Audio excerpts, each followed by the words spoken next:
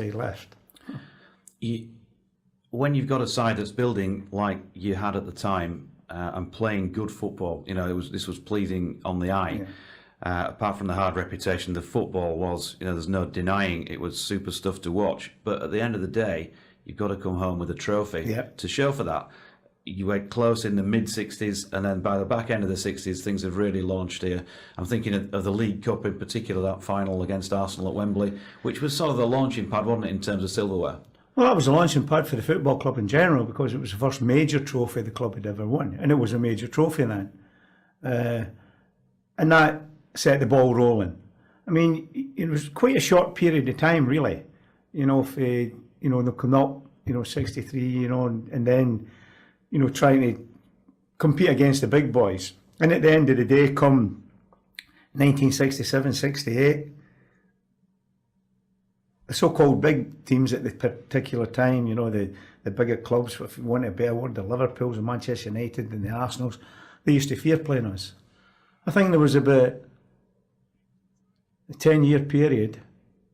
I think we played the Arsenal about 26 times and beat them 20 times. Really? Yeah, and in some obviously vital games like the League Cup final, of course, famously in '72. Yeah. But in games in general.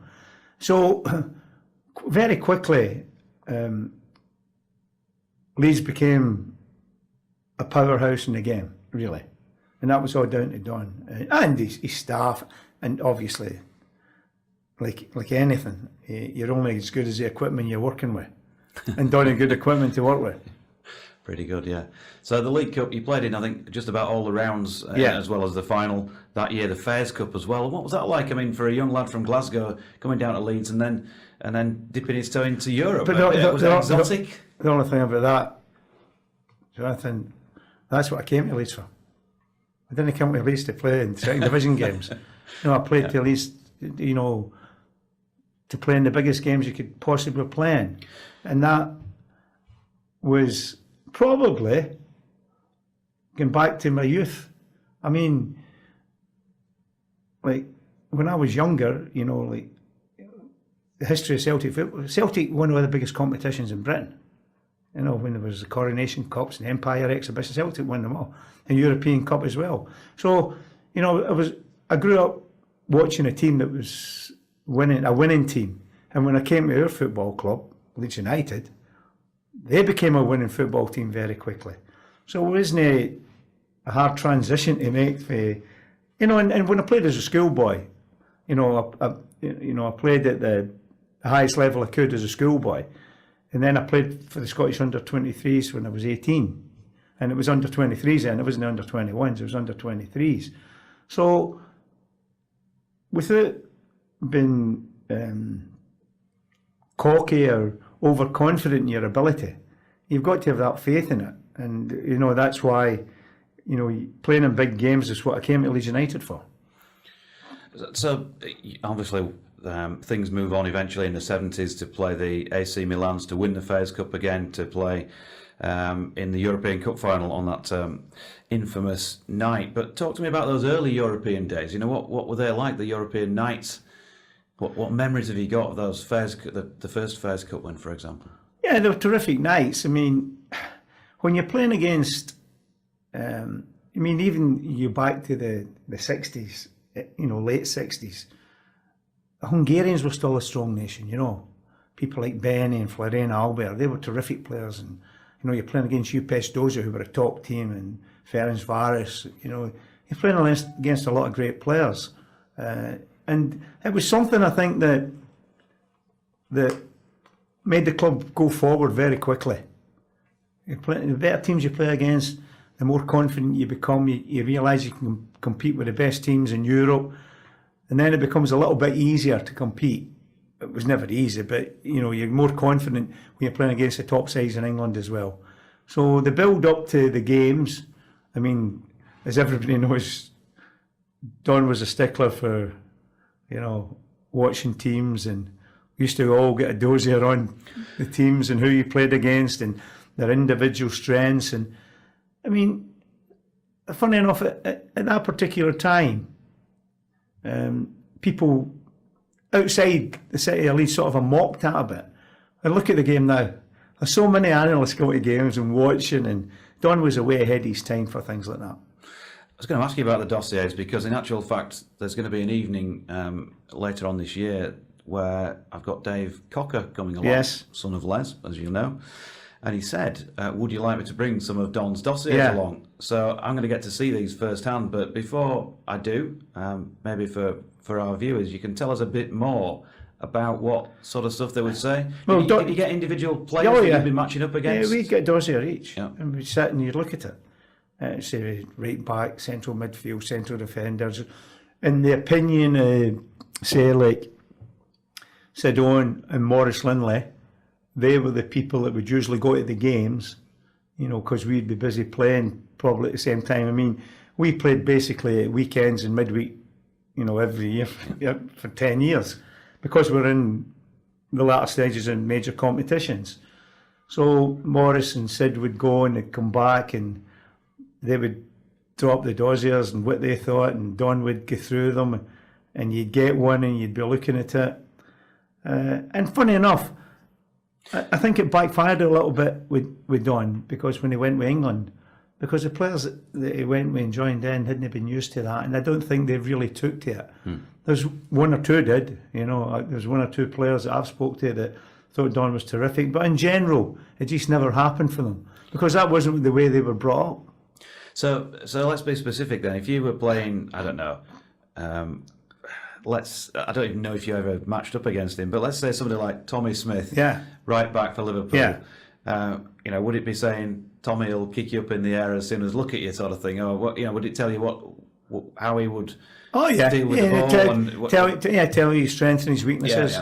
What he thought, was he pacey? Was he good in his left side? You know, and it's the same way. You know, so defenders say like Terry Cooper playing against an outside right. You know, Don would look at his dossier and say, "Not good in his left side. Show him inside. Show him inside." You know, but there's certain players that's difficult to do, even though if they're only, you know, if they're stronger in one foot than the other, because they can always make ways. You know, like you're playing against, you know, players like, you know, George Best and Jimmy Johnson at Celtic. You know, they're players that are hard to stop, whatever you try and do. Do you think ultimately these helped, or were there some players whose heads it might have clouded too much and they just needed to get on with their own game? I think there was maybe a few players that looked at them and took them in, but wouldn't really pay much attention to them. I mean, funny enough, you know, from my point of view, one of the players would take least attention, or pay least attention to it, would be Billy. You know, because Billy was a one-off. Billy played the game, you know. Like he was just confident against anybody he played. Confident against anybody he played against, whether it be from a defensive point of view in the middle of the park, winning the ball, setting attacks up, scoring goals. He did it all. A bit like Johnny Giles. The two of them could do it all. I mean, you get two players that play in central midfield and they score over 100 goals each for the team. That tells you, you know, a lot about, you know, how they played the game. And there's a lot of talk about midfield players now. Well, he's a holding midfield player. You know, like, to me, a midfield player's a midfield player. He worked box to box, you know. And that's what Bremner and Giles did.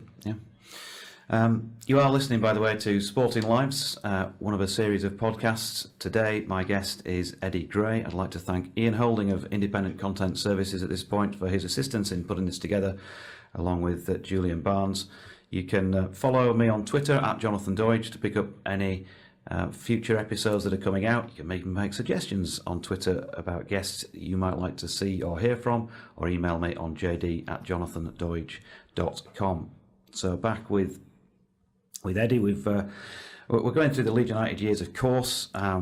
Talked about winning the League Cup and the Fairs Cup in the first instance, and then moving through to that first championship win, because of course that was something special, and I'm not dismissing the whole season and the work you put in with the massive points haul you got that year, but just to be there, it must have been something special to be there on that Anfield night where Don told you all to walk towards the Kop. That's we thought a scary moment in its own way. Yeah, we thought Don had lost his marbles when he said that. You know, you're playing away from home, you're playing against your biggest competitors, and you've just won the league there. But to be fair to the Liverpool fans, they all started chanting champions, and it was a great occasion. Never forget it. And, you know, certain players that played that season, throughout the season, to me, you know, they don't get the accolades they deserve. Mickey Grady. Yep. Mickey Grady, I think, played 36, 38 games out of the 42 that year, Yep. which was tremendous. He was terrific that year. You know, so there's a lot of players that, by the players that I played with, that everybody knows, there's also players that in and around the club come in maybe a season or two and done a great job. The Chris Galvins, for example. Yeah, Chris come in, never played as many games as Mickey Grady, you know, but even before that, you know, like, you come back to the 67 League Cup final with Jimmy Greenough, and Jimmy moved on. I think what it was then, that Don brought in players, and the players he brought in, like Mickey Grady, were very successful. And then Don moved people on he got the side that he felt could carry the club even further. You mentioned Mick Bates, of course, as well. Mick Bates. Early on. Yeah, Mick played lots of games. I mean, you know, the first cup final, Mick scored against Juventus, you know. So, yeah, Mick was a terrific footballer. You know, like, I've got to be honest, I've said this to Mick so many times. I could never have done what Mick did.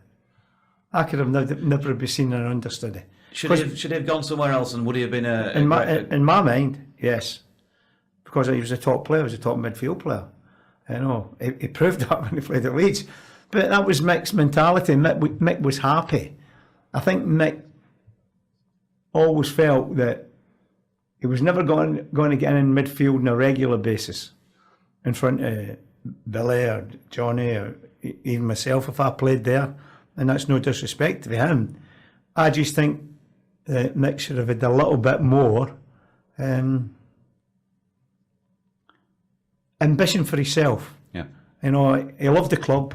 He was at the club with me when we were 15, joined the club at exactly the same time, spent over years with Don at the club. But I just felt, you know, if I wouldn't have been playing the side, I wouldn't have done, I've got to be honest with you, people go about loyalty to the club, but first and foremost, you know, you've got to look at yourself, you've got to want to play at the highest level, you've got to try and get as much out of your ability as you can. And I felt that Mick could have moved on and done great things at other clubs. He had opportunities, Mick. Mm-hmm. But Mick, he was happy playing for Leeds United, and you know, I'll always respect Mick for that. And as I say, he's one of my best mates in life. But you know, even to this day, if we are discussing football, you know, I still say him, he should have moved on.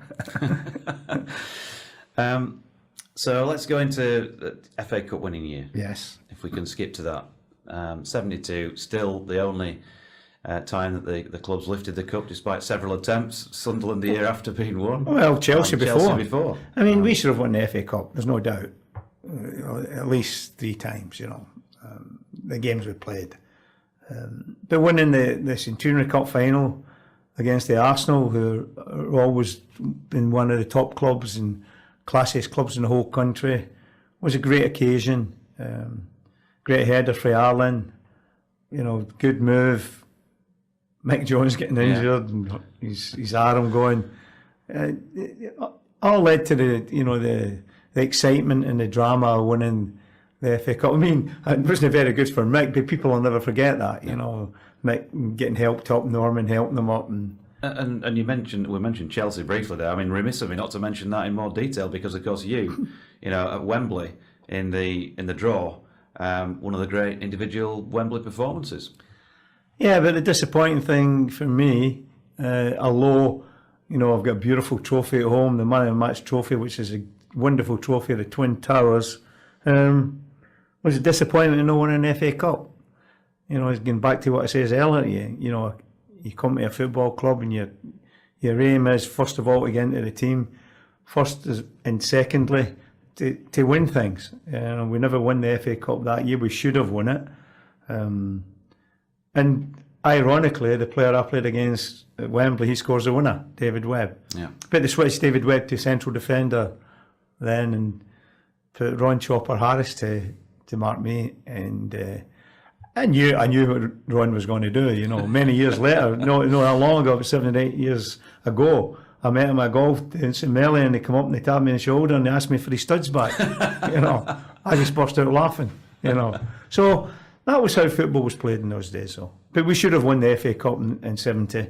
But you go into '72, and then you know the winning the FA Cup, you forget all about the Chelsea game. You win it. And the next thing you do, you're looking forward again. What can we win again? And, you know, you go into the 73 FA Cup run, and I had, you know, like, my biggest regret at the football club is, obviously, I got a thigh injury when I was 16 playing against Sheffield Wednesday. Ironically, the club I made my debut against when I was 17. And it troubled me all my career. You know, I reckon it would have cost me about about 300 or 400 games for the club. You know, I missed a lot of games in that period. And it should have been a period when I was coming to the peak of my powers as a footballer. And that's why, you know, like, although I'm in the Hall of Fame in Scotland, I only get 12 caps because, you know, I was struggling to play 2 games in a week. And in those days, you know, it wasn't as if you had an international break. You know, you'd have to play on the Saturday for your club, leave, and get up and play midweek for your country, and come back and play on the Saturday. And Don didn't want me to go to a lot of games, which I could understand. And around that 70, after 72, 73, my thigh really started giving me big trouble. And I never played as many games between, which should have been the peak of my career, that I've liked. You don't strike me as a man who has many regrets. No. That things were as they were. Yeah. But is that, if there is one, the fact that it says Eddie Gray, 12 Scottish caps against his name, when you think about the player you were, you think about the opportunities that Peter had and played, and Billy, of course, 54 caps. Even my brother's got 30 odd caps. Yeah, sure. You know, I wish I'd have been fit enough to play, but I realise I wasn't. I mean, people, you know, used to say, you know, about me and like injury prone. I'm never injury prone. I had this bad injury that just wouldn't go away. Yeah, if it have, looking back when I was 16, if it had happened now, it wouldn't have been a problem in my career. But just going back then, the medical side of things weren't what they were. So probably that was a little bit of disappointment. But I understand why it happened. You know, I don't blame Andy for it because that's just how things were. I probably tried to play too quick. The type of treatment I was getting wasn't, you know, when I look back, wasn't right. I know that now. So, you know, like, instead of my muscle get a chance to heal, my muscle was bleeding all the time and calcifying, so I had to cut the calcification out. So, and it was my left foot as well. So the muscle in my left leg is shorter than my right leg, only because they're having to cut bits out all the time. I had about 4 or 5 operations on it. And at that particular time, round about the 73, 74, I think I only played 1 game for Brian. And that was the Charity Shield Cup final. That infamous game when Billy and Kevin get sent off. Yeah. Yeah, John, it was strange, wasn't it, how Giles's elbow was met by, you know, Kevin Keegan's head. I mean, what was Kevin thinking? Yeah. Sorry, joking, Kevin. you know, the funny thing is, it was nothing to do with Billy, that. Yeah. I mean, John caught Kevin and Kevin reacted and he thought it was Billy. So he started to wade into Billy and the two of them had a bit of a tussle, then 2 of them get sent off and the shirts come off, which wasn't a sensible thing to do, and so it just, you know, the 2 of them get basically done for bringing the game into disrepute. Those were the games I loved, I think most probably as a child growing up watching you all play, the Liverpool games. There was, maybe because of the Anfield thing back in, you know, the title winning year, first time around, but there was a real sort of underlying mutual respect. Both teams wanted to beat each other, both sets of fans did, but I think there was an acceptance from each side that this lot were pretty damn good, and there's a lot of respect there. Oh, there was a lot of respect. I mean, going back to the 65 Cup final, Liverpool were, they were a top team then. And, they were obviously up and coming as well. But they had some terrific players, the two wide players, Callaghan and Thompson, Ian St John up front, and Roger Hunt. They're a strong side. Big Ron Yates at the back. They were a good team. And when we played them, we knew, first and foremost, it was going to be a physical battle. They would work as hard as us. We'd be physically strong. So you had to match them. But also, they were good footballers. And I think that's where the respect came from. Because I think they felt the same about Leeds United.